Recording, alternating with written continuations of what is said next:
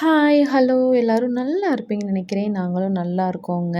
இன்னைக்கு வந்து என்ன அப்டின்னா 2 பேக்கெட் மஷ்ரூம் இருக்கு. சரி அத வச்சு என்ன பண்ணலான்னு யோசிச்சுட்டு இருக்கும்போது தான், சரி பிரியாணி பண்ணிருவோம் அப்டின்னு ஒரு ஐடியா வந்துருச்சுங்க.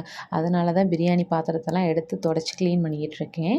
சரி வாங்க பிரியாணி எப்படி பண்றதுன்னு பார்க்கலாம். அதுக்கு முன்னாடி என்னோட சேனல் உங்களுக்கு பிடிச்சிருந்துச்சுன்னா, பிடிக்கும் கண்டிப்பா நம்புறேன். ஸோ என்னோட சேனல சப்ஸ்கிரைப் பண்ணிட்டு பெல் ஐகானையும் கிளிக் பண்ணுங்க. அப்பதான் நான் போடுற வீடியோக்கெல்லாம் உங்களுக்கு அடுத்தடுத்து வந்துகிட்டே இருக்கும். வீடியோவ லாஸ்ட் வரைக்கும் பார்த்து சப்போர்ட் பண்ணுங்க. சரி, இப்ப பிரியாணி செய்யறதுக்கு முன்னாடி நம்மளுக்கு வந்து ஒரு பேஸ்ட் ஒண்ணு ரெடி பண்ணணும். அது என்ன எப்படிங்கிறத பார்ப்போம் வாங்க. மிக்ஸி ஜார்ல ஒரு கை அளவுக்கு புதினா, கொஞ்சமா சின்ன வெங்காயம், ஒரு 10 பல் பூண்டு, ஒரு 1/2 துண்டு இஞ்சி, ஒரு துண்டு பட்டை, ஒரே ஒரு ஏலக்காய். இது எல்லாத்தையும் கொஞ்சமா தண்ணி விட்டு நல்லா ஃபைன் பேஸ்ட்டா அரைச்சுக்கோங்க. ஆமா, நைஸா அரைச்சுக்கோங்க. அதுக்கப்புறம் இப்ப பிரியாணி சட்டிய வச்சு ஒரு 3 கரண்டி அளவுக்கு ஆயில் விட்டுட்டு 2 ஸ்பூன் அளவுக்கு நெய் விட்டுக்கோங்க. எப்பவுமே நம்ம பிரியாணி செய்கிறோம் அப்படின்னா, ஆயிலும் நெய்யும் கலந்து செஞ்சோம்னா தான் டேஸ்ட்டு சூப்பரா இருக்கும். ஸோ 2மே நல்லா ஹீட் ஆன பிறகு நம்ம நறுக்கி வச்சிருக்க பெரிய வெங்காயத்த போட்டுருங்க. போட்டுட்டு நல்லா வதக்கி விடுங்க. அது நல்லா கொஞ்சம் ப்ரௌனிஷா ஆகணும். அப்பனா தான் நம்மளுக்கு வந்து அடுத்தடுத்த மசாலா, அடுத்தடுத்த பொருள்லாம் சேர்க்கலாம். இப்போ பார்த்தீங்கன்னா, நம்மளுக்கு வெங்காயம் ஓரளவு செவந்துருச்சு. இப்போ வந்து நமக்கு பட்டை, ஏலக்காய், இந்த கிராம்பு இந்த 3 ஸ்பைசஸ் மட்டும் தாங்க நான் சேர்த்துருக்கேன். இத போட்டு நல்லா வதக்கி விடுங்க. நல்லா வேகட்டும். வெந்த பிறகு இப்போ 2 பச்சை மிளகா. நான் எப்பவும் சொல்றது தாங்க. நான் என்னோட குழந்தைக்காக உரப்பு கம்மியா வந்து பச்சை மிளகா கம்மியா சேர்த்துருக்கேன். நீங்க உங்களுக்கு நல்ல ஸ்பைசியா வேணும் அப்டின்னா, பச்சை மிளகா கூட சேர்த்துக்கோங்க. ஸோ 2 பச்சை மிளகா, கொஞ்சமா கல் உப்பு. இப்ப நம்ம அரைச்சு வச்சிருந்தோம் இல்லையா? ஃபைன் பேஸ்ட்டு அதையும் ஊத்தி நல்லா கிண்டி விடுங்க. நல்லா கிண்டி விட்டுட்டே இருங்க. நம்மளுக்கு அந்த பச்சை வாசனை போற வரைக்கும் கிண்டி விட்டுட்டே இருக்கணும். பார்த்தாலே தெரியும்னு நெனைக்கிறேன். கிண்டி விட்டுட்டே இருங்க. அதுக்கப்புறம் அந்த பச்சை வாசனைலாம் போனதுக்கப்புறம் 1 டேபிள் ஸ்பூன் இஞ்சி பூண்டு பேஸ்ட்டு சேர்த்துக்கோங்க. அதையும் நல்லா வதக்கி விடுங்க. அந்த இஞ்சி பூண்டு பேஸ்ட்டோட பச்சை வாசனை போற வரைக்கும் கிண்டி விட்டுட்டே இருங்க. அதுக்கப்புறம் 1 டேபிள் ஸ்பூன் மிளகாய் தூளுங்க. நம்ம வீட்ல இருக்கக்கூடிய மிளகாய் தூளு. அதுக்கப்புறம் 1 1/2 டேபிள் ஸ்பூன் அளவுக்கு கரம் மசாலா. கரம் மசாலா தூள் வீட்ல இல்லைன்னா கடையில வாங்கிக்கோங்க. அதுக்கப்புறம் நம்ம நறுக்கி வச்சிருக்க தேவையான தக்காளி பழம். இது எல்லாத்தையும் போட்டு நல்லா கிண்டி விடுங்க.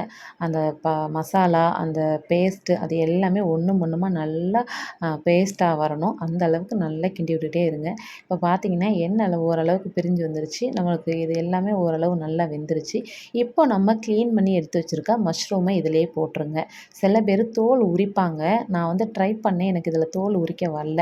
ஆனா தோல் உரிச்சுட்டு யூஸ் பண்றது நல்லதுன்னு சொன்னாங்க. ஸோ நம்ம நெக்ஸ்ட் டைம் ட்ரை பண்ணுவோம். இதுவுமே நல்லா கிளீனா இருந்துச்சு. ஸோ நான் வந்து கிளீன் பண்ணி வச்சிருக்க மஷ்ரூமையும் இதில போட்டு தேவையான அளவு உப்பு போட்டுக்கோங்க. நம்ம மஷ்ரூமும் டேஸ்ட்டா இருக்கணும் இல்லையா? அதனால தேவையான அளவு உப்பு போட்டு நல்லா கிண்டி விடுங்க. ஒரு பெரட்டு விட்டிங்கன்னா, அந்த மசாலா எல்லாமே அந்த மஷ்ரூமோட சேர்ந்துரும். உங்களுக்கு பார்த்தாலே தெரியும்.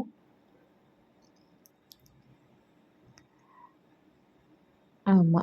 இந்த மாதிரி கிண்டி விட்டுட்டே இருங்க. கிண்டி விட்டுட்டு, இப்போ வந்து நம்ம ஊற வச்சு எடுத்து வச்சிருக்க அரிசி ப்ளஸ் தயிருங்க. நான் வந்து இன்னைக்கு வந்து 1/2 மணி நேரம் ஊற வச்சிருக்கேன். நான் இன்னைக்கு வந்து வீட்டு அரிசியில தாங்க பண்றேன். பாஸ்மதி ரைஸோ, சீரக சம்பா ரைஸோ கிடையாது. நம்ம வீட்ல எப்பவும் சோறாக்குவோம் இல்லையா? அந்த அரிசியில தான் எடுத்திருக்கேன். அதுவும் நான் 1/2 மணி நேரம் ஊற வச்சிருக்கேன். ஊற வச்சு எடுத்த அரிசியையும் அதிலேயே போட்டுருங்க. தண்ணி என்ன ரேஷியோ அப்டின்னா, நான் இன்னைக்கு வீட்டு அரிசினால ஒரு படி அரிசி அப்படின்னா 2 1/2 படி தண்ணி ஊத்துவேன். ஏன்னா நம்ம சோறு அரிசி எந்த அளவுக்கு வேகும் அப்படிங்கிறது நமக்கு தெரியும் இல்லையா? அதனால 1 படி அரிசி அப்படின்னா நான் 2 1/2 படி தண்ணி ஊத்துவேன். அதுதான் கரெக்ட்டான கணக்கு. நான் இன்னைக்கு 1 படி அரிசி தாங்க எடுத்திருக்கேன். அதுக்கு 2 1/2 படி தண்ணி ஊத்தியிருக்கேன். பார்த்துட்டு ஒரு வாட்டி நல்லா கிண்டி விட்டுட்டு கையில வச்சு பாருங்க. உப்பு உங்களுக்கு ஓகேவா அப்படின்னு பார்த்துக்கோங்க. பத்தல அப்படின்னா கொஞ்சமா போட்டுக்கோங்க. போட்டு இப்ப ஹை ஃப்ளேம்ல வச்சு மூடிய போட்டு மூடி வச்சுருங்க. அது நல்லா கொதிச்சு வரட்டும். நம்மளுக்கு கொதிச்சு வந்த பிறகு பார்த்தீங்கன்னா, அந்த தண்ணியும், அரிசியும் ஒரே அளவுக்கு வந்துரும். இந்த மாரி குவான்டிட்டிக்கு வந்துரும்.